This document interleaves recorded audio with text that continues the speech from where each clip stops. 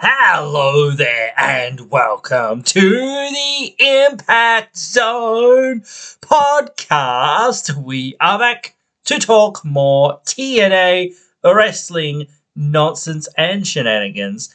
And today we are discussing TNA considering a shift to live weekly shows.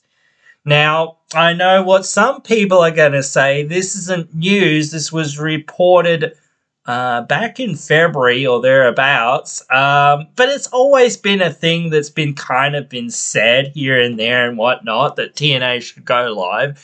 It hasn't really been rumored as such for a while or whatever, but it is rumored that they are considering a move to going live. I think that is a good idea, and I will discuss some of the reasonings behind why I think it's a good idea. But yes, this isn't news. We've known this for a couple of months now, or this has been in the chatter for the last couple of months. This is also, again, why I don't do news, because news comes by and goes along so quickly that everything changes within the drop of a hat. Like, if I did this, like, back in February, there could have been an article, like, 5 minutes later or whatever. There could be an article in 5 more minutes after I post this video. But, like, I don't know. That it is what it is. I'm not really going to read much from any of these things or whatever. You guys can... I've just picked one at random. There's a lot of these articles floating around that you can find to get more details specifically on what they have to say about the changes or the potential, blah, blah, that sort of stuff. Again, I'm not really going to go into the report and what they have to say and all of that. They're all pretty much the same and regurgitating the same news effectively, or gossip, don't know what you want to call it, hearsay, whatever. So I want to just talk about more. I've talked about it a little bit here and there throughout, but like we haven't covered it here on the channel, so I felt like, well, it's time to start talking about it, because I think they said they would look at it like at the end of the year or something, or towards the end of the year, but I don't know. I can't recall the details on this. It doesn't matter when they're going to start doing it. Like the big things is, like, I don't care where it's at, because I'm not even in the US to start with, so it's not like I'm going to these shows. But it's tough. It's like, I have no idea where this place is. This is a university, apparently, of some sort. I'm not sure where it is. I'm not in the US. Sorry, people who are in the US, or this is your local place and you know exactly where it is. Like, even for people that live in the same, city, I don't know that everyone knows exactly where this is. So, yeah, just keep in mind that not everyone knows where absolutely everything is. If I told you where I live, you'd probably be like, where the is that? So, yeah, I have no idea where this is. It doesn't matter the specific arena that they get, and that's one of the big things. I think, if you're going to get an arena or a studio or whatever it is that they've got here, potentially, I don't care. Whatever it is, if you've got a space or potential space even, that you can potentially use for a weekly live show, that is really good. Now, there are some inherent problems with live produced wrestling and whatnot, but overall, the benefits mostly outweigh the negatives of live wrestling.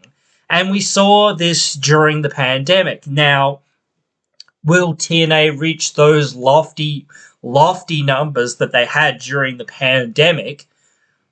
That's hard to say, because they did have some help from Kenny Omega, I'll just say, and Tony Khan and Tony Schiavone, that and a few AEW stars that were in pre-tapes and whatnot. But like, realistically, like, mostly, like, that was just, like, the fact that nobody knew the results to the show, and everyone was, like, at home, had basically nothing to do, so they're like, well, we want to know what happened on TNA this week.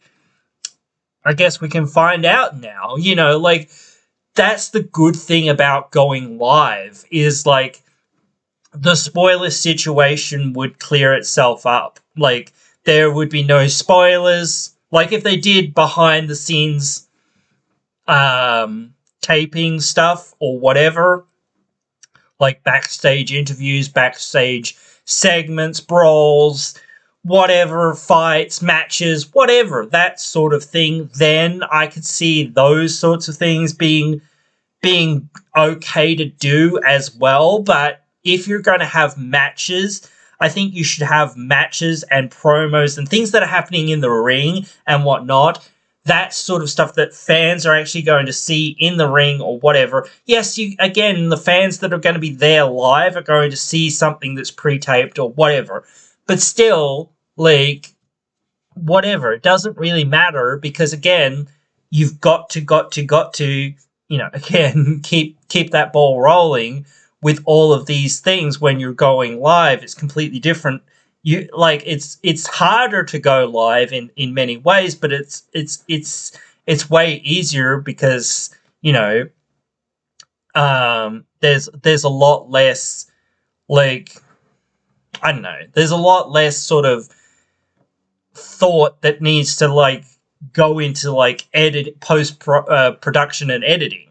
Like, you need to edit it live effectively. Like, that's the big thing about, like, having a live feed, is like, it is a live show, and a live show, things can go wrong, but like, for the most part,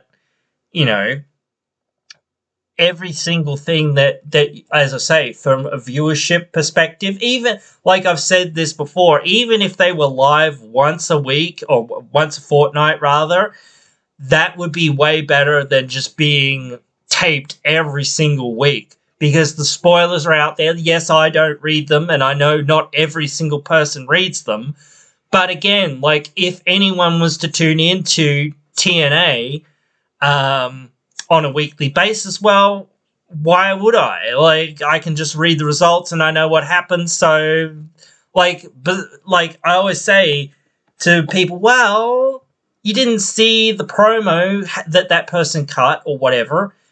Like, it's tough to emote a promo, and I can't, like, when I'm on here and reviewing the shows, it's hard to emote these promos that some of these people do and whatnot. I can't convey the same thing that they conveyed in that promo. But, the idea is just to talk about what went down and what's going on. People have to have watched the show, or have had to go back and watch some of these promos or whatever, or some of these matches or whatnot, to actually get the context of, oh yeah, that was a good match, whatever. Maybe I'll tune in to see it. Like, that's the thing. Like, that's what people want to see. They want to see these moments, or these matches. They want to see something happen, and then that's something build to something, or a payoff to, a feud or a match or whatever, that's at least decently good. So, yeah, TNA does that every week. Every week they do really good matches, they do really good promos, they've got really great wrestlers, they've got everything, like, literally anything and everything that any promotion could want to have to make a good wrestling product, they have. Like, yes, it's not the literal best production as far as literal production goes, but the thing is, it's not the worst either. People think that they're, like, really bad or whatever. Yeah, like, that's your perspective of thinking that they're really bad, so you can continue to, like, nitpick the fact that they're not quite as good as AEW or WWE, but that's it. Like, they're better than New Japan, like, in terms of production, in my opinion, or maybe they're about on par. if you really want to give New Japan a bit of a rub or whatever, but like there's nobody else, literally nobody else in the wrestling industry that can do what they do besides WWE and AEW, like in terms of production. So like right there, they're in the top 3 or 4. So like when you're considering like wrestling overall, and I know production isn't everything, but like I just said, they have everything else that you would want if you tune into a wrestling show and you're a wrestling fan. You know, they've got drama, they've got, you know, these big men slapping meat, they've got these high flyers flying all around the place doing amazing things. But it's not just, you know, high flying for the sake of like flying around and looping around the ring. Mostly it all has a deeper meaning and a deeper context and, you know, reasons for being, not just it's you know, flippy shit for the sake of flippy shit. Like there is flippy shit, certainly, but like again, that flippy shit is in the middle of a match, that you know, flippy shit either led to an advantage for the person doing it or for an advantage for the person who avoided that flippy shit or whatever else they did to, you know, counteract that flippy shit. So it's all part of the drama of the matches or the segments or whatever else that's going on. So like TNA, like back in the day, they were getting like a couple of million views back in the day. Yes, I know TV's changed a lot since back in those days, and whatnot, but still they were getting like 2-3 million viewers there sometimes, and sometimes a little bit more and whatnot, but still like I think one of their peaks was like 4 million or something like that. Maybe 5, I don't know, I can't really remember off the top of my head, but again, like people were saying that no one watched TNA back then. And you look at AEW now and barely 1 million people watch that, but yet that's the industry number 2, apparently, nowadays. But yeah, definitely no one watched TNA when, you know, 3 times as many people watched it, or whatever, than have ever watched AEW. So, and yeah, but definitely they're not good, apparently. Yes, I know that they've had bad things. AEW's had bad things. WWE's had bad things. ECW's had bad things. Every company has had bad things. People that are these naysayers and whatnot, or want to degrade it just because it's TNA and we can take the mickey out of TNA or whatever. They only had one good idea, if they ever had a good idea to begin with, or whatever. You know, those sorts of marks that mark themselves into a mark that works themselves into a shoot and all of this stupid shit.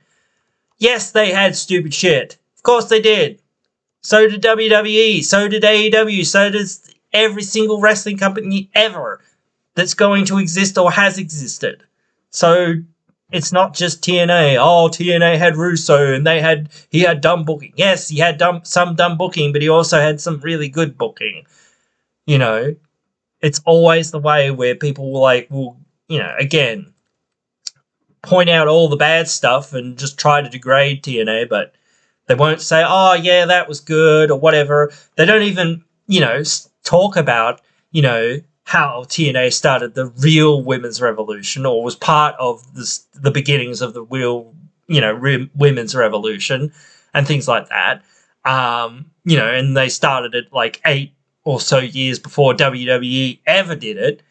And just things like that. Just they never give them credit. They're just always trying to shoot them down and say, oh, no, they're shit and this and that. Which leads me back into saying, you know, like, again, they have everything that they could need except for perhaps that reputation. But, like, again, I think, like, that's what the rebrand has been trying to do. Because, like, if you talk to any wrestling fan, and I've seen a lot of the TNA wrestlers say this, and a lot of other people that have been involved in TNA or even talked about TNA. Like, nearly everyone was always calling it TNA most of the time when they were talking about it. It annoyed me a little bit because I was like, no, it's rebranded to Impact. You've got to call it what it is now. But most people were like, I don't care what it's called now. It's still TNA to me. It's still real to me, or still real to us, or whatever it is. Meme insert here. But that's the way it is. Like, once those three letters were ingrained in people's minds, that's what the company was. And I don't care. And I don't think literally anyone cares that these three letters apparently stand for tits and ass. Or whatever, or were meant to stand for tits and ass, or even if people were like, haha, that stands for tits and ass, ha ha ha, or that there was a tag team in WWE that was called TNA as well, which was Test and Albert. I don't think anyone literally cares. So, like, who cares if it was meant to be tits and ass, or people made that, little bit of a connection between, like, oh, look, it's tits and ass wrestling, or whatever. Who cares? Who cares what it was? Yes, that's an interesting bit of trivia or whatever. It's a fun bit of trivia. You've got to remember the time period that it was made in. It was like the very last edge of the Attitude Era, and they were trying to capture that, Attitude Era audience, that ex-WCW audience, that ex-WWE audience that were kind of tuning out from WWE because it was like, man, I don't want to just see these WCW guys get beaten up every week or whatever, and that sort of thing, or, oh, wow, Vince has won the war, well, I guess we'll just tune out then. It had been about a year, so again, it was probably a little bit too slow in some ways, but there were still people, like, floating around. There still have been people floating around. AEW proves that. Like, again, like, I'm not anti-AEW or anything, but I'm just anti these people that are, like, got their heads in their ass about, everything else. Like, they don't recognize, oh, yeah, it had its bad points, it had its good points. Even in the bad points, it had its good points. Like, even in the time period that I wasn't watching it, which was, like, the, Hogan era, mostly, and then, like, the later Carter, Corgan era and whatnot and all of that, I watched some bits, some highlights here and there, while I was watching something else, and I was like, damn, Eric Bischoff did a really great promo here, or damn, they did a really good segment there to get some heat there, like they did this, and like the Motor City Machine Gun saga with the beer money and this and that, like some of that was really great. Like they had a lot of great things that were diamonds in the rough along that period of time. Aces and Eights, I know a lot of people don't like have very split opinions on Aces and Eights, but again, like, that's the thing. You can't hold on to that sort of thing. People are always going to bring all that stuff up. That's why you have to sort of caveat things in this way and start saying, oh, yeah, what if it goes back to just being shit? Well, for the last 6 or so years, it hasn't been shit. So there's no real reason to consider that it will be shit in the next 6 years or in the next, whatever number of years it is. Yes, perhaps they'll have to get new writers or new production or new this or new that or whatever. And again, they'll have to get a bit more planning, like locked in for TV and say, look, this is what we're going to have next week. And they'll have to change around, what they're doing with their wrestlers. But most wrestling's happening on, like, the weekends anyway. So, like, I actually think that this would probably be better for most of the wrestlers because, like, then, like, you get your Thursday show, you get your Friday, and then you get, maybe a pay-per-view event either on Saturday or Sunday, and then you go back to whatever you were doing for the rest of the week. It's still, like, only 2 days in the week, but, at most, like, and, again, that's all just being down to this is what we're doing now. Be there or be square, type attitude. You've got to be there at these tapings if you're going to be involved. If, like some of these places, they have that idea of like, well, we know what we're doing mostly, but if you're here and you say, oh, I want to be in a segment or whatever, even if it's a backstage, hey, oh, well, we're not really going to do that for this week. Oh, well, you know what we'll do? We'll film it and we'll keep it on tape and we'll put it in for next week. Fucking done. Like, and, or that'll say, hey, well, like instead of just, not coming next week, instead we'll also have a match with you next week, but we'll just use your pre-tape now to start up next week, and then you go out for your match later on, But yeah, I do think it's really, really good. There's multiple things that it would help, even if they don't get up to the numbers that they did during the pandemic. They'll be way up on the numbers that they're doing now, because again, people are going to tune in going, oh, it's live, there's no spoilers, so we've actually got to watch the show to see what happens or whatever. Like, good, okay, cool, right, well, like, tune in. Like, at least it'll be like almost half as many, I guess, so 150,000 people thereabouts, maybe. Like, if the word spreads and people are going, oh crap, well, we've actually really got to tune into this, maybe it's 2,000 or thereabouts, 200,000, or a bit more. Maybe they do reach those pre-pandemic levels, but they can't be doing any worse than what they're already doing, because that, like, perspective of, oh, well, we don't know what's going to happen. Maybe we can predict what's going to happen, like Josh Alexander's in a match. Well, his opponent's not even, mentioned. Ash by Elegance is in a match, and your opponent's not even mentioned. So, obviously, they're going to win their matches or whatever. And it's Josh Alexander and Ash by Elegance or whoever it is. They're top stars. So they're probably winning their matches anyway, for the most part. Like, and if not, hey, guess what? That's not all that they're probably going to do. They're probably going to have a promo, or they're probably going to have something else, a brawl or something, It's not just going to be, oh, they're there and then they wander away. No, here comes Hammerstone because he's in a feud with Alexander and they're going to fucking fight again at some point. So they're going to build to that match. So you're going to see something between those two, and you want to see that, like, or the promos that they're going to have, or whoever it is, again, like, and you don't, like, again, like, perhaps the network, again, will have to crack down a little bit on the language or whatever it is that is used during the shows or whatever, that sort of thing. Networks, again, like, they want to know, hey, what's going to be on? We want to make sure, hey, you're not, like, going to be doing anything inappropriate that'll, push away viewers or push away advertisers or whatever. But, they have done a very good job of not doing that kind of crap in the last 6 or so years or whatnot.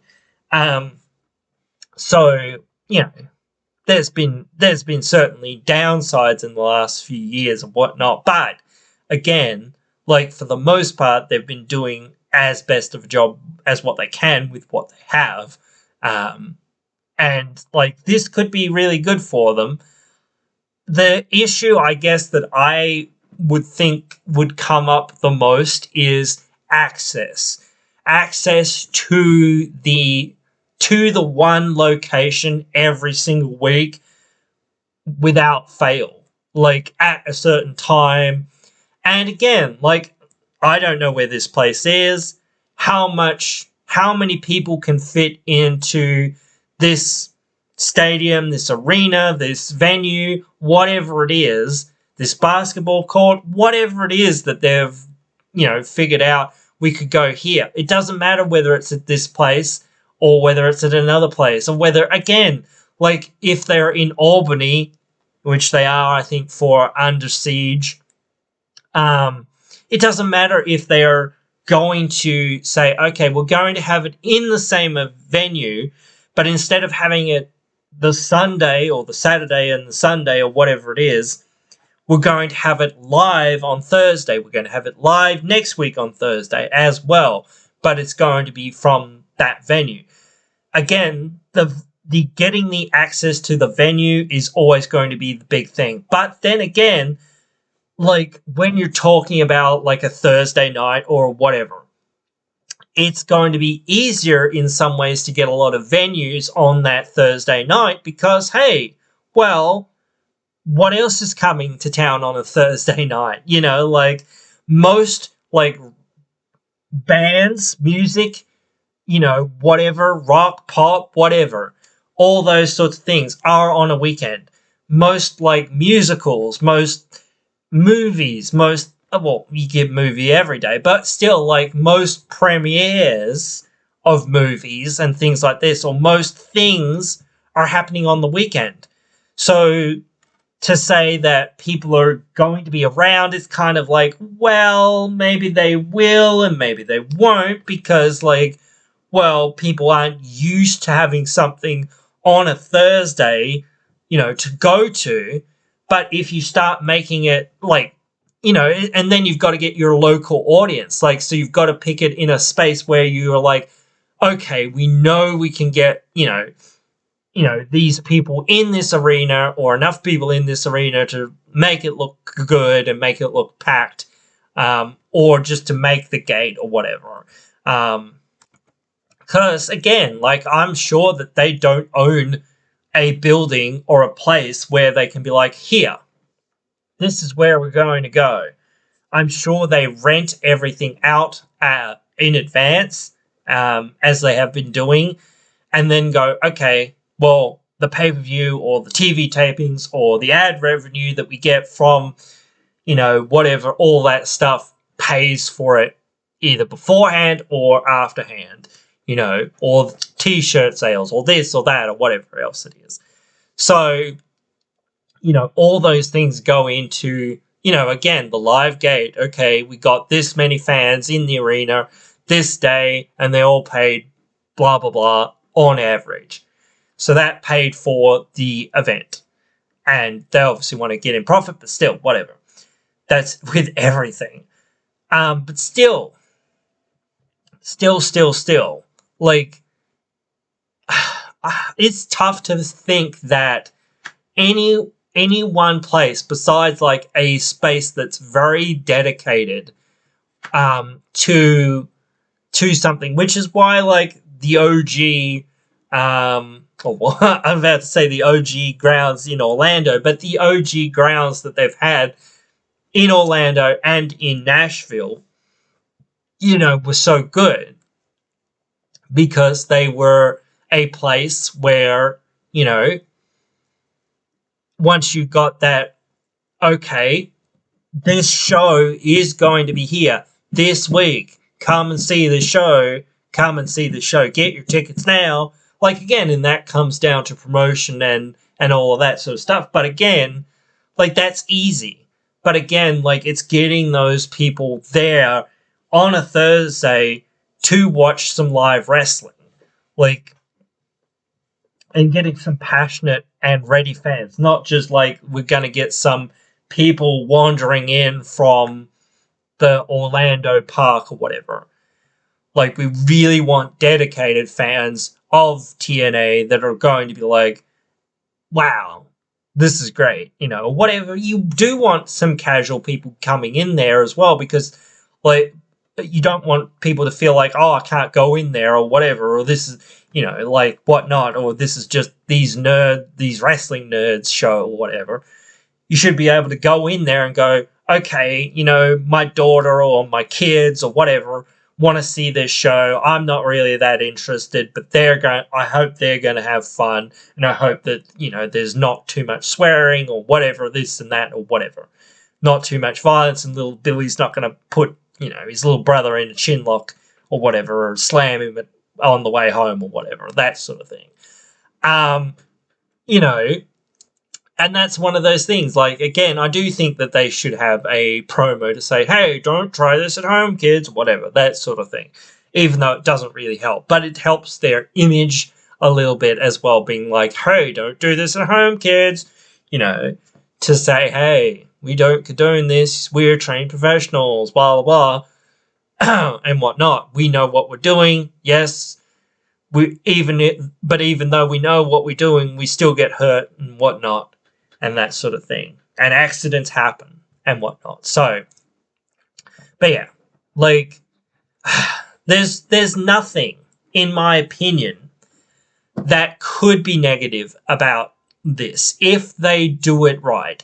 Like, again, I don't know if they can find one arena that could say, yes, you can be here every Thursday night from this time to that time, or whatever. And an arena where people go, okay, cool.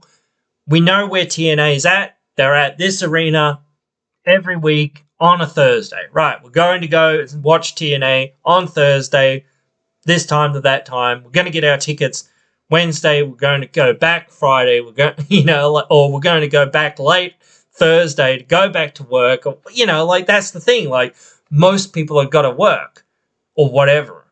So it's going to be tough for people to be like, oh man, I've got to pick up the kids from school, and then we've got to go to TNA, and then we've got to go back. And so that's why, like, the weekend tapings are really easy in some ways, because it's like, wow, everyone's already, on holiday or whatever for a couple of days. So it's easy for them to go to that arena for those couple of days. Well, I don't have to be back to work till Monday. The kids don't have to be back to school till Monday. So off we go. We can go and watch this show or go and whatever. If it's local, it's a bit easier. But even then, like, you're still got to be thinking, okay, kids, you got to go to bed by 9 o'clock, whatever it is, and things like that. So if you've also got to drive or whatever, get a flight back to wherever you're from on the Friday, especially when there's a pay-per-view coming up or whatever, it's going to be like, man, we just got on the flight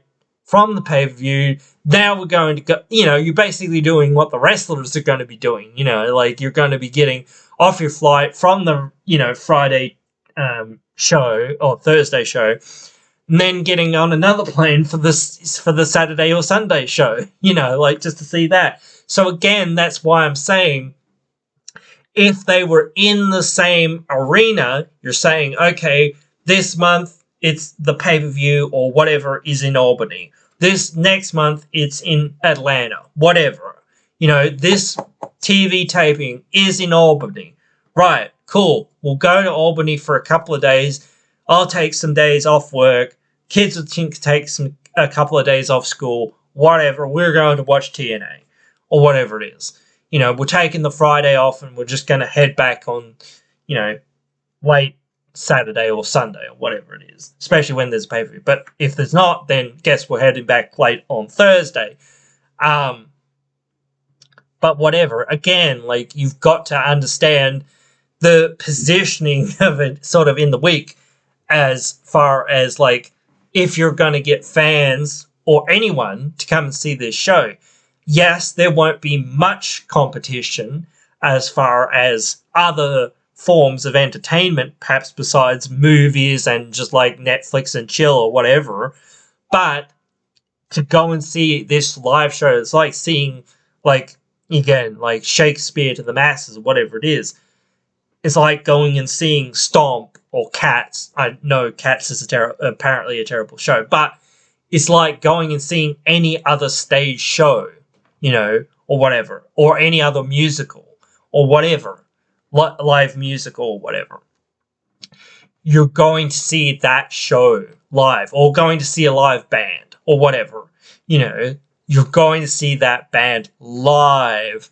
It's, like, yes, it is live when it is a taping, when you're in the audience live, But there's just such a different atmosphere when this is being broadcast to hundreds of thousands, if not millions of people.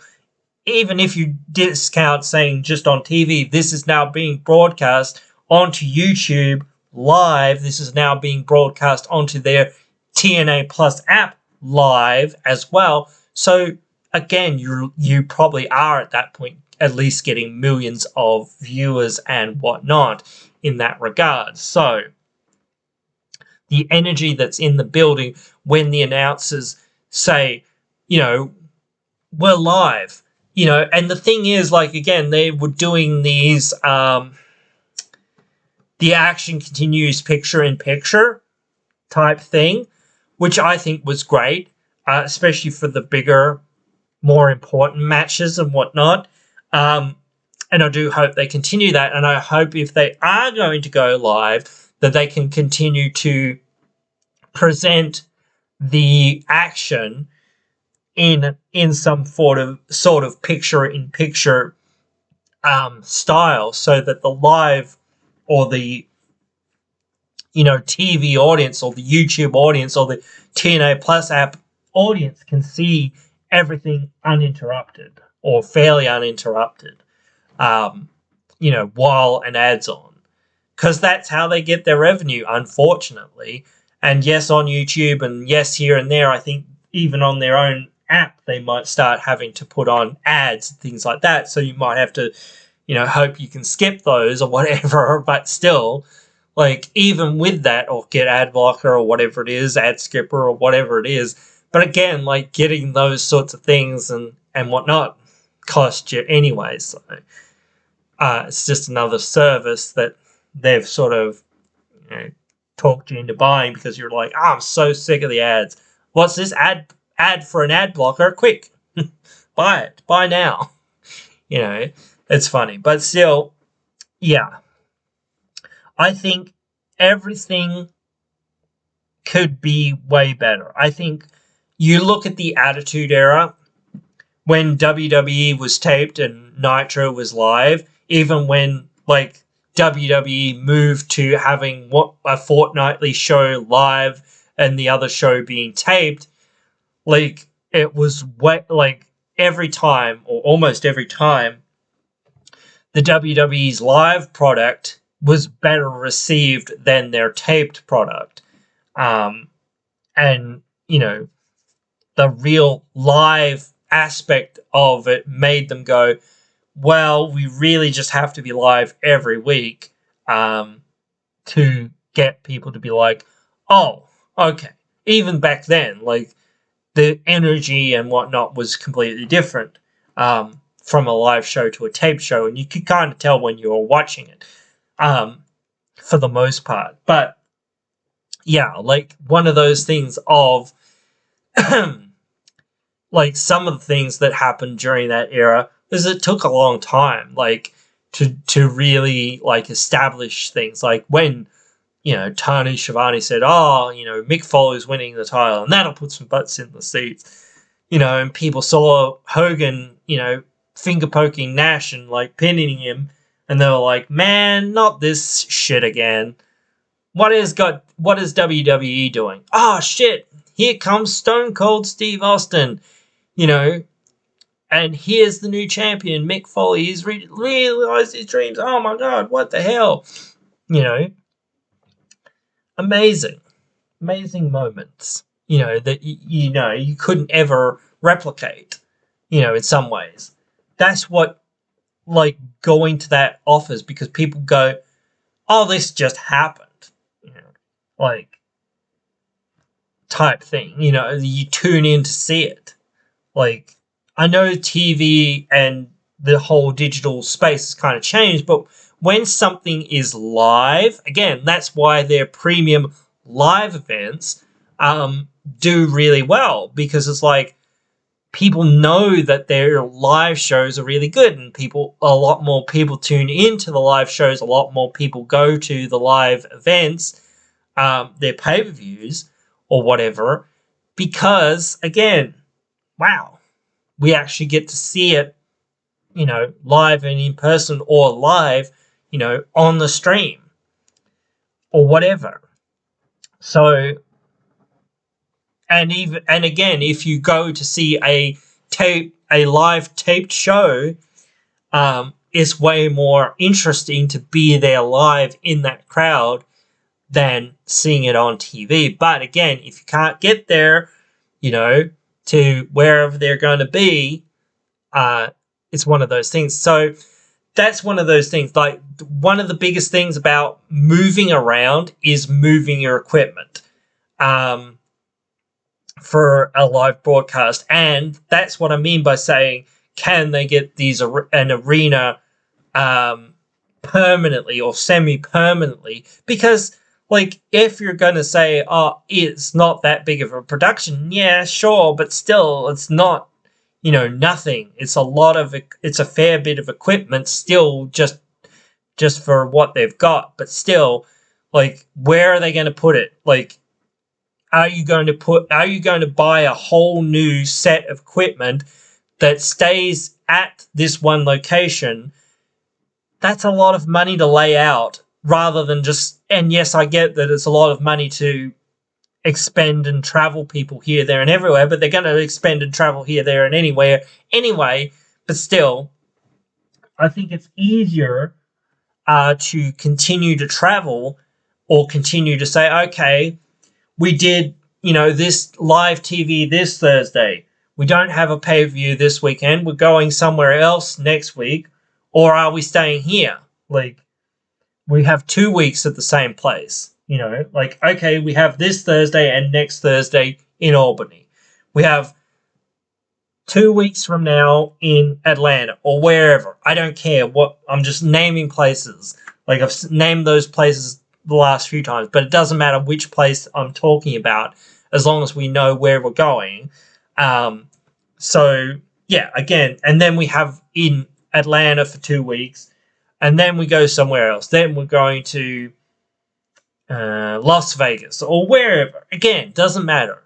But if that taping coincides, or live taping, I keep saying taping, but if that live TV coincides also with that week's pay-per-view, then what are you going to do? Like, because that's the big thing, especially if it's going to be in another place. Like, if you say, okay, we're in Atlanta on Thursday, but then we've got to be in New York or whatever, wherever. We've got to be in California for a live pay-per-view on Saturday or Sunday. Like, that's not that bad, but still, like, you've got to think about, like, how you're moving things around and how things are going to get to places, and how you're, like, because it's not just about the talent, it's about the crew that goes along with it. So I don't think, like I said, I don't know whether a one location where you say, okay, we're going to buy an extra set of cameras or whatever, and they're going to be housed in this one location, and every Thursday we're going to go live from that location. And what is that location? Whatever, the other 6 days out of the week, or the other, whatever number of hours out of the week that you're not using it. And the main reason I say that and ask that is because it's like, well, that's very expensive equipment. Again, like, a very cheap camera, like, very basic camera, is like easily $800. Easily like $1,000 or whatever. $800 to $1,000. That's not cheap to replace. If somebody steals it, if somebody breaks it, if somebody, does something silly and leaves the battery in it and it catches fire, or if somebody, does something, somebody doesn't lock something, or, that's what I mean. Like, it's no easier in some ways to transport it in some regards, but, like, I don't know. It's really, really tough to, like, because, like, realistically, you could put it on a flight or whatever as well. So, I don't know. You don't have to just use trucks or whatever to get it from A to B, but I don't know. There's a lot to think about when you're thinking about production and whatnot overall, but they still do this every, 2 or 3 weeks or whatever it is, where they have TV tapings at an event. Then a few weeks later, they have another couple of tapings, and then they also have a pay-per-view or whatever. So it would be easier, like, again, to, I don't know, have that understanding that, this is what's happening, but it's not just if every fan can get there, because of course not every fan can get there, but it's whether enough fans or enough people that would have a general interest in seeing the show can get there to, again, not just pay for the venue, but pay for the wrestlers, pay for their seats, pay for their drinks, everything, pay for some t-shirts, whatever. All of that, it needs to be a profitable endeavor, and that's what they're looking at. They're really looking at whether this will be an endeavor that's worth it. But as far as TV numbers, as we've said, maybe there'll be a fair increase, but there won't be a huge increase. TV, again, isn't what it was, 10 years ago, 15 years ago, whatever.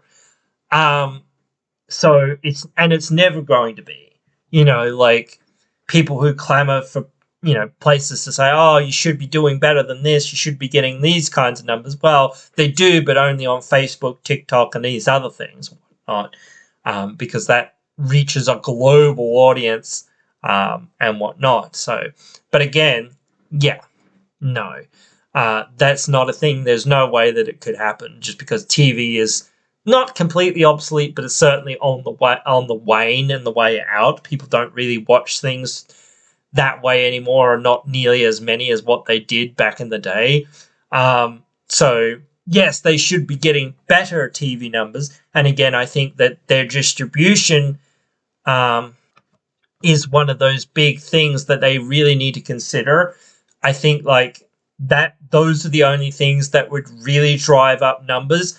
Being live certainly will increase the numbers, but I don't know. At what point are you happy, with the numbers? Or what percent of numbers are you happy with? If you reach in the US or Canada, because those are your, two North American markets. I still think that they should be as global as possible. I'd love to see it being broadcast here in Australia. It was broadcast here in Australia at one point, I remember, and I used to tune into it. I also used to tune into a New Zealand wrestling one that was broadcast here for a while. But yeah, still, again, same with the UK. The UK is another market. I think that they're still getting that. But yeah, again, get as much as you can. Again, they just renewed their deal in India, I'm pretty sure. So it's not like they don't have the networks and they don't have some capacity. They just need to grow those networks so that those networks can reach as many people in those areas as possible. Or they need to let it go and say, okay, we'll let someone else buy it, and then they can lease it to other networks. We'll still carry it, and we'll still have a deal with them for, the pay-per-views, or for this or for that or whatever for now, or whatnot. But again, we have decided that this is probably the best course of action for TNA, and that's what I'm concerned about, is Anthem, I guess, is do they really have the, best interests of Anthem ahead of TNA, or do they actually have TNA's interests solely onto itself and saying, okay, no, we've actually got to do the best thing possible for this, that we can, even while we want to cut the budget or whatever, and this is a budget cutting methodology, because they want to get more bang from their buck, and they're like going, well, the taped shows won't do nearly as well as what a live show goes. And maybe if they trial it, like if they do it a one-off TV, like live TV, and just to see like how the numbers would go, like, and they see like, oh man, wow, these numbers actually, were really, really good, so let's just keep doing it. Like, where's the issue? Like if it's like, because again, like they can't do any worse. Like, honestly, as long as people, like, even if people say, oh well, I didn't watch it live because I thought, oh, I didn't realize it was live. Well, you DVR'd it, didn't you, or whatever you did, or whatever, or you just watch it like everyone else does now through YouTube or through the TNA Plus app or whatever it is. Whatever way you choose to watch it, like, so you didn't really miss out on anything. Like, and if you say, oh, but I saw the spoilers, but well, those spoilers have only been out for like whatever, a couple of hours, instead of spoilers being out for a couple of weeks, or maybe even a couple of months or something. Like, that's better, isn't it? Because at least then you wouldn't have seen the spoilers like a couple of weeks or a couple of months ago, or potentially been able to see those spoilers a couple of weeks or a couple of months ago. So I hope that they like do trial it at least, because I think like if they trialed it, they could see, where it's at and what's going on with it and how well it could do, and with more effort and energy and promotion around saying it's going to be live here. No, it's going to be live. We're doing a live broadcast from here, blah, blah, blah, wherever it is, doesn't matter where. Then, yeah, certainly I think that would, this is going to be a special live broadcast. Why? I don't know. Just because we want to trial it being live. We want to look at it being live. If it's got, if people actually support it being a live show, how can we do the best thing? How can we find an arena, a space, a basketball court, whatever it is, again, that's in a place that most people can kind of get to within a couple of hours drive, within a couple of hours of a flight, and then also get home afterwards, even if we're doing a pay-per-view that weekend in the same location or whatever, or maybe it's nearby-ish. Like, so that's why you've got to be really central, and you've got to be where most kind of people are, especially in the US or in Canada or in the UK or in the EU or whatever. You've got to be kind of in those hubs of people where most of those people are. But TNA kind of has its fan base a little bit more southwest,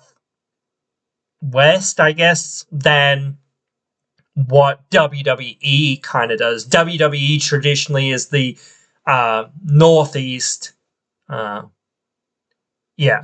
of the US. Like, that's where they reside. They, come out of like New York, that area. The New York territory was always called, that back in the day. That's their traditional, like, grounds of operation. Like, if you look at TNA, its traditional grounds of operation were Nashville and Orlando, Florida. So I don't think, like, Orlando, yeah, they were known for that for many years, but I don't think, and they even did like that from WCW. A lot of places have done that. AEW's done that. But I don't think that's a good one. the place that they used to have in Nashville kind of doesn't exist anymore. They could have another building in Nashville, but like, I don't know, but just being somewhere in that area, that like east midwest sort of southern sort of area would be good, because again, you don't want to be in the north too much. Yes, you can go there, but you don't want to go there too much, because again, it just sort of, isn't really where a lot of the traditional fans of TNA would be. Perhaps you would see a lot more of the casual fans up there and whatnot, even though there's some hardcore fans out there, like in Philly and whatnot, in New York and things like that and whatnot. But still, so it's hard to say. But again, like, the problem is also getting that burnout of the fans. Like, especially nowadays, there's so much wrestling every single day of the week, pretty much. And that's the same thing for like AEW or whatever. Like, how does Raw get people to come and see their show on a Monday? Like, not Friday, but that's dead easy. But how do you get somebody to come see your live Tuesday or Wednesday show or whatever it is? Like, again, like, it's a difficult hoop to have to, like, really navigate in the first, like, few months of, like, getting it established. And even when you're getting it established, people will still be, like, going, oh, I never knew that you, like, here, like, even several years down the track. Oh, now you're not here anymore? What happened? Like, you suddenly moved. Like, what? Oh, no, well, we moved several years ago. What? Like, it takes a long time for really people to catch up if you're going to be in the same place, like, semi all the time. So, yeah, I don't think that they should be, like, in the same place all the time. That's my opinion. Like, if it's just to start out or to trial things, that's fine. Or whatnot, even if, like, maybe even if they did figure out how they could do it in that regard, but I don't know. It's tough to really, like, fully comprehend and fully, like, see that it would work. With them yo-yoing and back and forthing all over the country anyway, it's like, well, let's just friggin' do it here where we are, next Thursday or whatever. Or let's do a Thursday here just before the show. That way we're in the venue that we're going to be in this weekend. But then again, like, kind of reveals the venue to the audience before it's on pay-per-view, but I don't know. It's tough. But anyway, guys, I think we have beaten this horse to death for now, and I haven't really got much more to say about it rather than saying the same sort of things over and over again.